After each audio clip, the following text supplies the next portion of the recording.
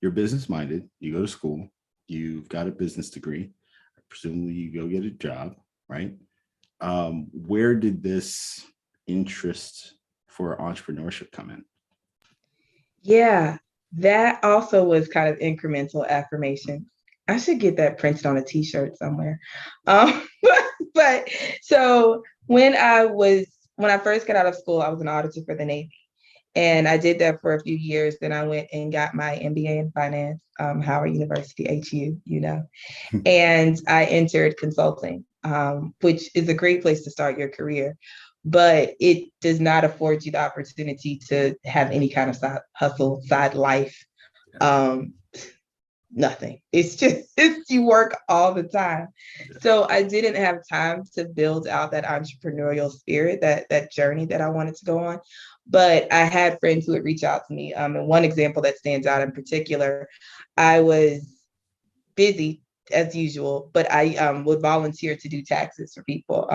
It's a program called VITA, where you do taxes for low income individuals.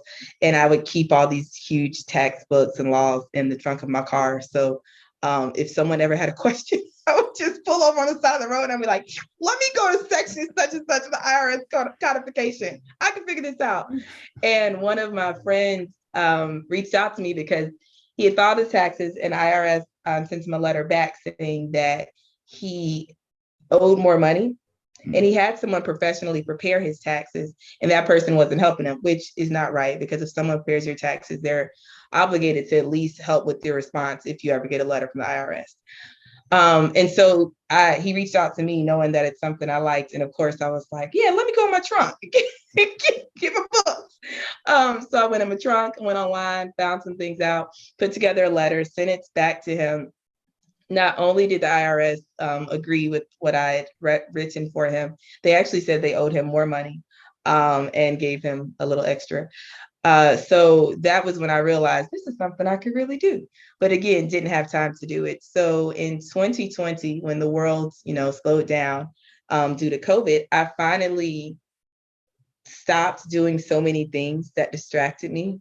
And that pause gave me a chance to refocus, find a new job in tech that supported my work-life balance and supported my goals of doing something outside of work. And that is when I was able to launch my wealth journey in August 2021. That's awesome. No, I love it as a recovering consultant. No, I'm joking. As a former consultant, I completely understand. It doesn't give you that space not only to do stuff, but honestly to think about other stuff. Right? It is taxing for sure. Another side story. Feel free to keep or delete as needed. There was one point during the middle of the pandemic when not only was it just a toxic environment, like the team members I had were great, but the leadership was poor. The client was nice, but they were frustrated.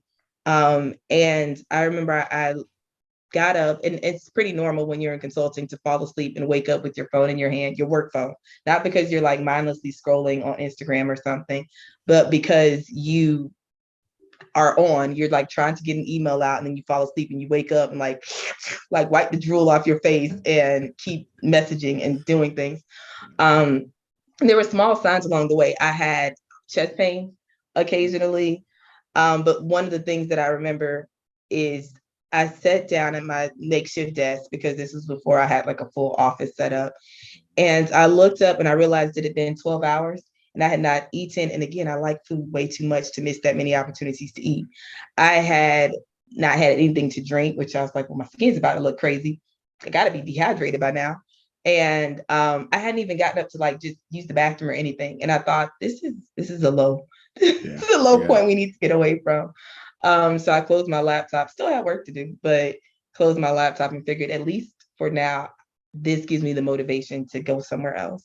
Yeah. No, that's unfortunate, but I'm glad that you had the kind of wherewithal to realize like this doesn't look good, right? And I need to change. So that's awesome. Right.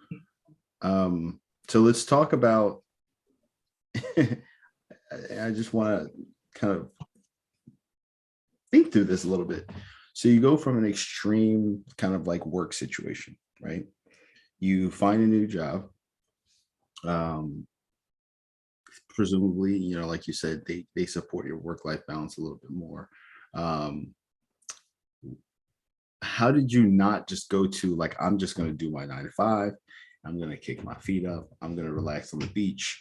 I'm going to enjoy life. Like, what made you say, you know what, with this newfound time, I'm going to start a business, right? Because it's kind of, in many ways, setting yourself up for pulling your hair out again.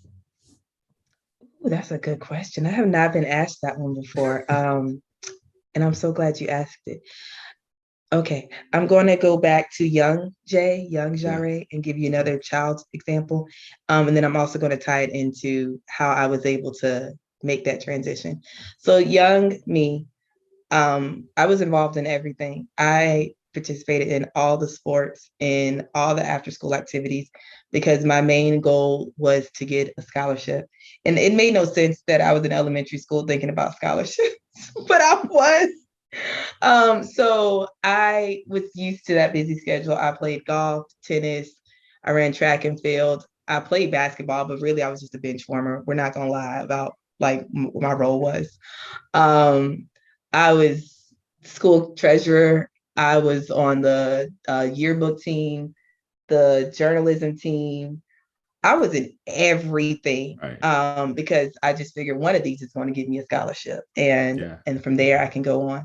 So I was used to having that busy schedule, and then even in adulthood that followed me. So despite the busy schedule with consulting, I still prioritize being very active in my AKA or Alpha Kappa Alpha. Those who aren't familiar, get with it.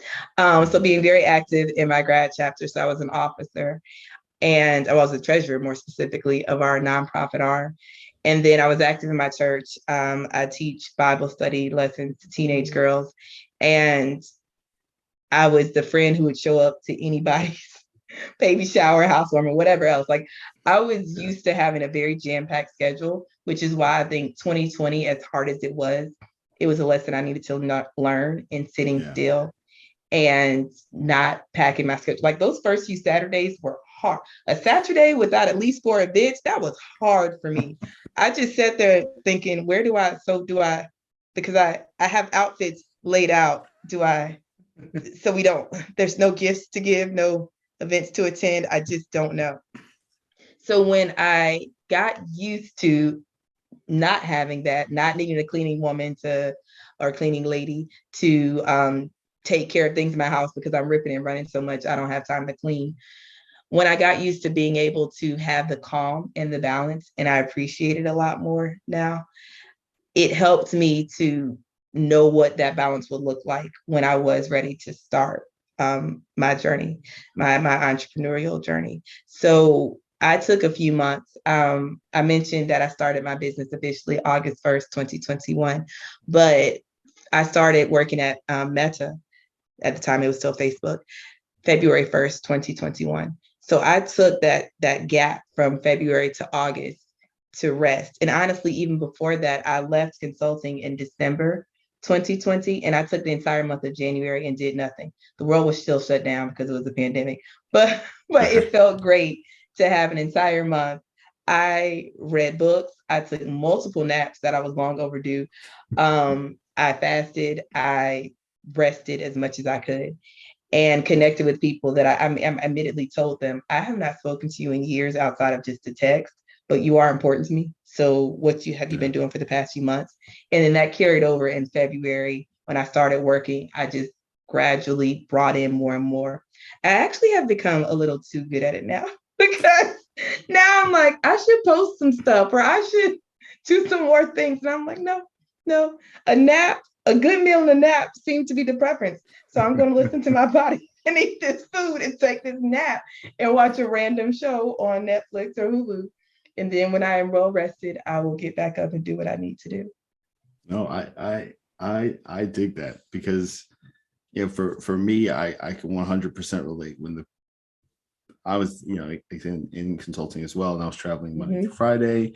Monday through Thursday, Friday, Saturday, Sunday was kind of time, Mhm. at home, spend it with my wife, maybe go out, hang with friends once in a while, or, Mhm. travel somewhere with friends. But that stillness, I think, stripped away a lot of the stuff, or the quote unquote sexy stuff that come with consulting.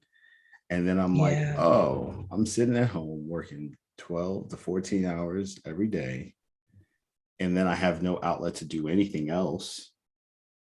Yeah, this doesn't necessarily make sense. And so I love that you took the time, albeit still within the pandemic, to just say, you know what, I'm going to experience what the other, let's say you sleep 8 hours, you work 8 hours.